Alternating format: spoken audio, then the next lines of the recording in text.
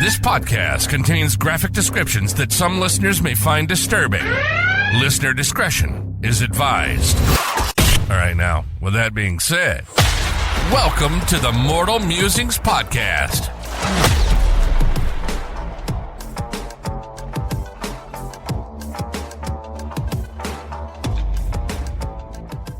Why do you say it like that?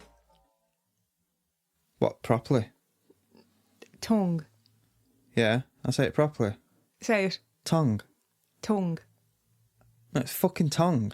Why is it tongue? Where do you get tongue from? Tongue.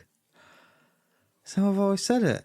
And no one's ever had an issue with it until you. I don't have an issue with how you pronounce it, but it bothers me. Enough to bring it up on the fucking podcast. You tell you why. Because you will criticise how someone else says something, but you will never accept that you say something. You will argue that that's correct. It is. Like, I'll pronounce stuff wrong, yeah? Yeah. But I'm not trying to claim I'm right and you're wrong. But you'll be like, no, tongue is tongue. It is tongue. Tongue. Why is it? It's tongue. Why is it tongue? Who says? Anyone who can speak the English language. But I'm English. Yeah, that's the shocking part. Do you like hearing about ridiculous and bizarre true crime stories from all around the globe?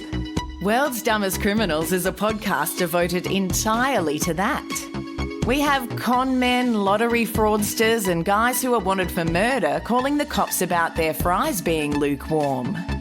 Dine and dashers, costumed arsonists, and incels who stalk lesbians in an effort to play their music to them. We've got perverts of every variety, including Swiss cheese, zucchini, train gropers, public monkey spankers, and face-licking local city council members. Let's not forget about the fast food drive-through tantrums, faked abductions, and amateur rappers who try to attack their rivals but end up firebombing the wrong house. If hearing about these kinds of antics sounds enticing, be sure to check out World's Dumbest Criminals podcast. It's available everywhere you get your podcasts and several clown-infested, dilapidated shacks on the outskirts of town.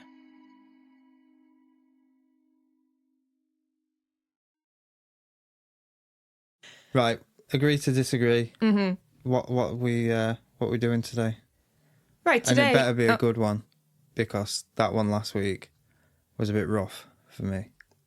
Well, I'm not going to make it easy for you. This one's a bit rough. But it's there's a little bit of a debate in it. It's a controversial case. Okay? Okay. You sure you want me to be discussing this? We can absolutely have a discussion as long as you're respectful and considerate from your point of view. Just let me stretch away. Right. All set? You good? Yep. You settled? I think so. Yeah. Yep.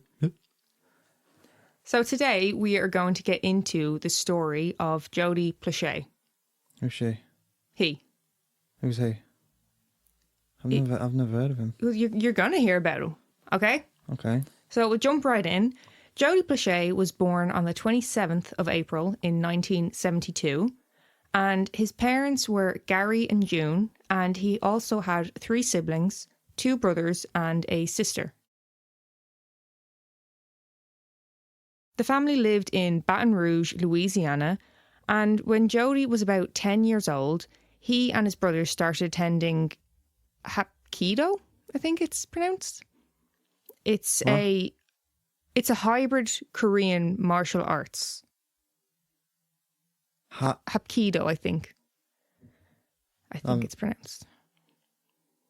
Yeah, look. No. I can't quite remember. No, I do. But did you say it's got a P in it? Hapkido. Oh, I don't think I've heard of that one. Well, nothing with a P. Well, if I'm pronouncing it wrong, I'm sorry. That's how it's spelt. Okay. You know. But yeah, hybrid Korean martial arts. Okay. His instructor was an ex-Marine named Jeff Doucette. Now, while under Jeff's leadership, the boys had a daily workout regime consisting of 100 push-ups, 300 sit-ups, as well as a 5-mile run. And I wanted to ask you about that because I'm a lazy sack of shit and I don't really move much. But when you were a teenager, you were extremely active. Yeah, so what was it, 300 sit-ups? 300 sit-ups, 100 push-ups and a 5-mile run, and he is 10 years old. Does that sound like a lot to you? No, that's very extreme for a 10-year-old. Is it? And yeah. That's daily workout regime. You know what I mean? Like because I take it this is why the other day you asked me yes. about sit-ups I was doing. Yeah, because I haven't a fucking notion what's an appropriate amount but if I was realistic. But if I was doing 1,000 a day, that would be... I would have been at least 16. Yeah. And obviously it wasn't 1,000 in one go. It was 1,000 in a day. I would probably do... Yeah, like somewhat like morning time, maybe midday, and then before bed type of thing. Yeah. Right, okay. Yeah, no, because I really don't know. And me and you have had this conversation before, you know, specifically to do with you and your lifestyle as a teenager and how active you were. Like, I don't know. But it seems like something that would do damage to your body while it's developing, that extreme level. Like, well, I don't know when it comes to bodyweight exercises, but like, definitely not weight training at 10 years old. I don't know when it comes to... I don't think it'd do damage. I think it's unnecessary because how fast your metabolism is at 10 years old, like, you're burning off a lot of calories there. Yeah. 300 sit-ups a day, 100 push-ups. Was it pull-ups? 100 push-ups, 300 sit-ups, and a 5-mile run. 100 push-ups, right. So I didn't even think of that. 100 push-ups? Like, the average 20-year-old wouldn't be able to do that. I can't even do one. I would, no joke, I would struggle to do one. I'm not taking the piss. Yeah, the average 20-year-old man would not be able to do 100. That's insane. Well, it said daily workout regime. Maybe it was broken up, but yeah, that's what it was listed as. And I want to get your opinion because you have a much better idea. It's fucking insane. Okay. My opinion. Right. So Jeff would also bring the boys to different tournaments, all the way from Long Beach to Miami. Jody even went on to win a trophy at the Fort Worth Pro-Am, which is a national karate meet. Yeah. I didn't know that. Right? There you go. Learn something. It's good to learn, isn't it? And it was said that the kids, and their parents for that matter, that he had trained, loved him. Okay. Thought he was great. And I have a few quotes here that was said about him and, you know, the good he did for them. Yeah. So the first one is, you wouldn't believe what this has done for my children, especially the youngest who was a slow learner. His balance was unbelievably off. He couldn't throw a punch without falling down, and his coordination was not very good. Now he jumps rope like a boxer, he's got good balance, and he remembers things when he couldn't before. Okay. One of his students also told a newspaper about him. We learn discipline. He also stated, we have better manners. We look up to Jeff a lot. He tells us to treat adults with respect, so we do. He tells us not to fight with our parents. He's our best friend. And Jody himself was quoted saying, he's all of our best friend. Now, unfortunately, I don't like where this is going. Jeff's good guy image was just a facade. Yeah. He was no good. So, for a little background on Jeff, he was born in 1959 in Port Arthur, Texas, and he came from a low-income household, and he was also one of 7 children. His parents owned a service station, and his upbringing was described as being, quote, raised on the wrong side of the tracks. You know, a bit like yourself, Neil. What's that supposed to mean? What? What's that supposed to mean? He'd also stated that he... No. Don't fucking... No. You're not... No. That's not happening. Yeah. What are you trying to say? That you're a wrong'un. Why am I wrong then? Well... I mean, look at this gorgeous, beautiful area that I am from. Stunning, isn't it? Dublin. No wonder I turned out the way I did. Flawless. No comment. Like, I'll get into trouble. Just fucking carry on. We'll discuss this at length later. Yeah. I literally wrote that in the notes, by the way. I bet you fucking did. A bit like yourself. Right, so just to take a turn, Jeff had also stated that he had been abused during his childhood. Oh, God. No, I'm not getting into detail. It's just that was something that he'd also said,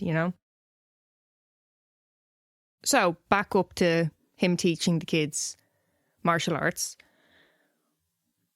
While working as an instructor, Jeff seemed to focus a lot of his attention on Jody. Yeah, no good. There's one instance where Jeff offered to teach Jody how to drive. And, look, Jody's 10. He's going to be bad about it. Yeah. You'd fucking love to do it. Yeah. So Jeff sat Jody on his lap and he rested his hands on Jody's legs. Yeah. Later on, Jody would say about this, quote, "I'm thinking, what's going on here? Maybe it's an accident." Yeah. So I didn't say anything, but now I know he was testing the boundaries. Yeah. And it is what they do. So like Jody said, he's testing the boundaries. He's seeing just how far he can push his luck. And sadly, this was just the start of the abuse that Jody suffered at the hands of Jeff Doucette. How big is the trigger warning here? We're not going to go into a huge amount of detail. Okay. Jody himself talks about that later on. I'll bring it up further down the line. Okay. But yeah, don't worry, it's not too bad. In February 1984, Jeff called by the Plauché family home to pick up Jody. He told June, Jody's mother, that he was taking him out with him for a short while. And you have to remember here, they all liked Jeff, they all trusted him, it was just Jeff. It's, it's not quite as, wait, what? Yeah. Also, at this point, Jody's parents were separated and it was something that Jeff seemed to use to his advantage. He was coming in, he was being helpful, caring, Yeah. The reality of the situation was that Jeff had planned to kidnap Jody. And he did. Jeff travelled to California with Jody. Fucking hell. Yeah. Once in California, Jeff checked Jody and himself into a motel in Anaheim, and he would molest and rape Jody there. He had also shaved his beard, along with dyeing Jody's blonde hair to black so he could try and pass Jody off as his son. While staying there, Jeff allowed Jody to call his mother June, and when she answered the phone, she played along so the police could listen in and trace the call. Okay. Now, like I said, they were able to trace the call, and soon they were there to rescue Jody from the situation. And, thank God for that. Yeah. Jody was flown home, and Jeff was charged with aggravated kidnapping. That's it. Mm-hmm. But there might have been more charges later on, but I'm guessing it was literally, right, we can get him on this now. Okay. So when Jody talked about this years later, he said, "I think one of the things people really don't understand is why I didn't tell. 1, I was 10. 2, what was happening I knew would upset my parents. 3, at the time I didn't want to get him in trouble. It was easier for me to keep quiet and shut up than upset everyone." I didn't want to get him in trouble. Yeah, like it's devastating to hear, but he's 10, like he said. Yeah. He didn't want to upset everyone, and Yeah. It's heartbreaking, but he's just being honest. And how many kids, or adults even, have been in that situation and they don't know who to turn to, what to say? Yeah. Now, obviously this whole ordeal was devastating, not just for Jody, but his parents. They were horrified. Friends said it was the first time they'd seen Jody's father without a smile on his face. I couldn't imagine, like, if something happened to my son. You want to do your best to protect your child. And when someone's took advantage of the situation, they've acted like they're there for you, they're taking care of you and your family, and they just used it to get their twisted way. Yeah. It's a hard thing to accept. I'd probably be doing life. You know, I've always said it. If someone did anything to you as well. So, on the 16th of March, 1984, Jody's father, Gary, was at the Cotton Club bar having a drink. Only a few seats away from him sat an executive for WBRZ, a local news station. Gary overheard them discussing the imminent arrival of Jeff Doucette. The executive said, quote, "I think he's coming in tonight." After a quick phone call, he confirmed, yep, he's coming in at 9:08. Once Gary heard this, that was it. He took off. He went straight to the airport. While in the airport, Gary waited. He was reported to have gotten a coffee, followed by a drink at the bar, and then proceeded pacing the lobby. Gary then went to the payphone, where he called a friend of his. Mm-hmm. Meanwhile, Jeff's plane had landed and he was being walked through the airport. Gary said over the phone, "Here it comes, you're about to hear a shot." As Jeff Doucette was being walked through the airport, escorted by officers, Gary drew his .38 revolver that he'd hidden in his boot, spun around from the payphone and fired a shot at Jeff, hitting him in the head. Jeff dropped to the ground and police quickly grabbed Gary and pinned him against the wall. Now, one of the officers actually knew Gary and said to him, "Why, Gary?" And he replied, "If somebody did it to your kid, you'd do it too." Like, I can't disagree with it because what I said before. Yeah. I said before, like, so obviously if you don't know how you're going to react until it happens. But what did I say? If something was to happen to you, or if we had children and something was to happen to one of our kids, how can I say? I won't say my natural instincts. Your first reaction. Yeah, my initial thought is I'd fucking kill him. Yeah. So I can't judge him for what he did. Well, Jeff Doucette was brought to the hospital, but he died the following day. What makes all of this more intense is that all of this was caught on camera. There's all these news crews there set up ready to capture the footage of Jeff Doucette arriving back in Baton Rouge to face his charges. Yeah.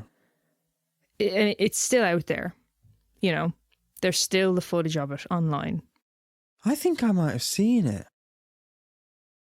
In the footage of it, Gary can be seen in a striped top, a white hat, and sunglasses. After this happened, Jody's mother was the one who broke the news to him. She told him, quote, "Last night, Daddy shot Jeff." Years later, Jody would say, "I didn't want him dead. I just wanted him to stop." And, you know, it was something that Jody really struggled with. He broke down in tears after receiving the news. Oh yeah, because now he's lost his dad, pretty much. He said he couldn't stop watching the footage either. It was, you know, almost as if it wasn't real, which, I mean, it would be an extremely surreal feeling, wouldn't it? Yeah. So, as for Gary, he was charged with second-degree murder, but he would then go for a plea deal. He pleaded no contest to manslaughter. The defence argued that Gary had been in a temporary psychotic state due to the emotional strain the abuse of his son had put him under. As a result, Gary was sentenced to 7 years suspended sentence, 5 years probation, as well as 300 hours of community service. So, Gary never actually served any prison time. The judge didn't feel it was necessary to send Gary to prison. He didn't believe that Gary was actually a danger to the public, and therefore, why should he be locked up? Maybe not, but like, I know this is an extreme. You know, it was a man who sexually assaulted and raped his son. Yeah. But it's shown he's got that side to him. What if someone cut him up on the road? What if someone broke into his house? What if someone crashed into his car? Yeah. No, I get what you're saying. And obviously we'll have a little bit of debate about this. And I think me and you have a similar view, but slightly different. Yeah. So I think that brings up the argument of how people view the prison system. You know, do you look at prison as a form of punishment, you know, or do you believe it should be used as service to rehabilitate people? 50-50. I look at it as rehabilitation, or, you know, in the case of the worst who they've said, I don't give a fuck, I'll do it again. Then it's just a security for the aspect for the public. Yeah. But overall, I think it should be used as we need to rehabilitate people. Yeah. I mean, and it's a very interesting case because it is controversial. Some people were very much on Gary's side, you know, which I can understand. His child is being abused. I can't even fathom how I would feel if I was in that situation. Yeah. On the other hand, by not handing down a harsher sentence, are we opening the door for people to take justice into their own hands? Yeah. And like you going back to that, you know, how you look at the prison system, the punishment is already there for the average person. They don't get to see the family every day. They don't get to go outside every day. There's automatically there's going to be punishment. Yeah. Well, I mean, like I said about taking justice into your own hands, I think it's an extremely scary position for society to be in. You know, we've seen a hell of a lot of that coming back in more recent times, and it's very rare that it's a positive outcome from taking justice into your own hands. Yeah. So as for Jody, I mentioned earlier that once Jody received the news of Jeff's murder, he broke down. He struggled with what had happened, and he found it incredibly difficult to forgive his dad. Yeah. And the thing is, we all kind of have that knee-jerk reaction that, oh, well, Jeff was bad and Gary just wanted to protect his child. I know this case is different. Gary didn't serve any actual time in prison, but majority of the time that's not going to happen. And how can you be there for your child and protect them if you were to have been locked away? Yeah. Your child needs you more than ever after having gone through something so traumatic. You're just going to kind of cause further trauma for your child. Yeah. You know? Yeah, because you've actually said to me before in the past, you said, because of how I've reacted to stuff like this, you said if something was happened to you, you don't think you'd tell me. Yeah, because I know you'd go off the deep end. It's not like you know. Which makes me feel bad. You feel you can't tell me. That's what I mean. I don't mean it in a way to make you feel bad. It's just, it'd be almost trying to protect you from yourself. Do you get what I mean? Do you want to say it or will I? Agree to disagree? Well, no, I was just going to say, I'm the protector. You shouldn't need to think about protecting me, even if it's for myself. Clearly I have to if you're going to go off fucking, you know, baiting the shite out of people and what have you. So Gary actually passed away in 2014, but before he did, Jody was able to forgive his father. He said, I was able to work through it and eventually accept my dad back into my life, and we kind of just went back to normal. He also said, it's not right to take someone's life, but when someone's that bad a person, it doesn't bother you so much in the long run. So, you know, with all that said, let's talk a little bit about Jody's life afterwards. Jody attended Louisiana State University, and while there, he got his bachelor's degree in general studies with minors in psychology, speech communication, and philosophy. While at LSU, he served on the board for Men Against Violence. Jody also worked as a sexual assault counsellor for 7 years. Fair fucks to him. I know. Something that he had said was that most of the people there where he was working as a counsellor didn't know his situation, what he'd been through, which, you know, must have been really refreshing for him. Yeah. It wasn't constantly referring back to it. Something else Jody has done. He wrote a book about his experience, and it's titled Why Gary Why, in reference to what the officer said to his father. And he said the following about writing his book. I wanted to give victims hope. I wanted to give parents knowledge, and I wanted outsiders to get a general understanding about sexual violence and sexual abuse. He also said, it is what it is. I've embraced who I am and what I've gone through. That's why I wrote the book. Again, it's not about me or what Daddy did. It's about educating and helping other people. I mean, fair play to him. He is amazing. It's really wonderful to be able to hear someone who's gone through that and been like, it is what it is, but look what I'm going to do because of it. Yeah. Do you know, right, so this is like obviously a completely different situation, but you know when we were talking about Ed Gein, it's a horrifically grotesque case. The only positive we got out of it is how it's inspired art thereafter.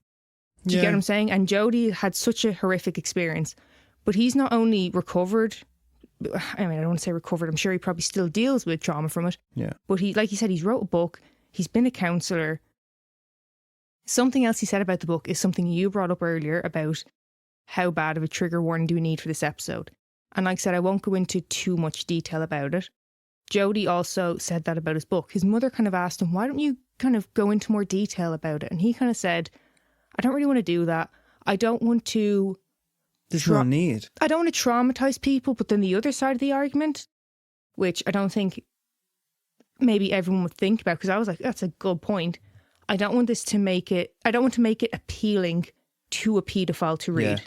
And I was like, fuck me, like, didn't even think of it.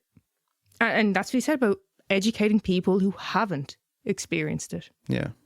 You know, fair play to him. And that's the story of Jody Plauché. Would you like an oddity to move away? Well, before we do the oddity, did he continue with his karate? Jesus. I don't know. No, that is something what kept popping into my head. Did he continue with his karate? Maybe, or maybe he was like, fuck not. No idea. Right, we need a good one. Need another funny one. This one's not funny. It's kind of shocking. It's not like really graphic detail. Okay. I heard and I was like, what the fuck? Okay. Okay. Have you ever heard of Sandra Anderson and Eagle? And Eagle? Mm-hmm. No. Okay. So there was this woman called Sandra Anderson. I guess that. And she had a dog named Eagle. Right? Okay. And Eagle was a cadaver sniffing dog. What did it find? Everything. Eagle was brilliant. Okay. They'd been featured on Unsolved Mysteries. They travelled to Panama and Bosnia to look for victims. They were also called in to help after the 9/11 attacks. Okay. They were top of the game. Yeah. Okay. Was. Yeah, but Eagle has passed since. Someone had said of Eagle that if a really good cadaver dog is a 10 on a scale of 1 to 10, then Eagle was like a fucking 20. Right? Oh, really? So, yeah, Eagle was running the game. Okay. Now, unfortunately, Sandra actually ended up in a bit of legal trouble. Do you know what she'd been doing? Planting shit. Uh-huh. Oh, really? She had been faking the results. Okay. Sandra had been planting bones during searches. She also used her own body fluids to stain a blade as well as some fabrics that were found. How What does that fucking grab you? bones was she using? I don't know, but like, isn't that... That's intense. That when I heard, I was like, sorry, what? Say it again. Like, what? She was arrested and would later plead guilty to obstruction of justice and falsifying evidence. Now, how's that grab you? Huh? So what did she get? I don't know. Marvin Gaye? This is well, yeah. This is an oddity. It's just a quick kind of, have you heard of this? Yeah. But I was just like, what? I'm sorry, what? Yeah. Do you think that's like you said, where's she getting that bone from? Yeah. What's going on? There you go. There's an oddity for that's something for you to think about and go, what? Yeah, I might actually look into that one. one. Yeah, there you go. Add to the list along with the baby cages from last week. Yeah. Right. Yeah. I hope you enjoyed it. Thanks for that. Thank you for listening to the Mortal Musings podcast. If you're interested in supporting the podcast and hearing extra content, subscribe to our Patreon at patreon.com/Mortal Musings podcast. You can also find us on TikTok, Instagram, Facebook, and YouTube at Mortal Musings Podcast, or email us at mortalmusingspodcast@gmail.com.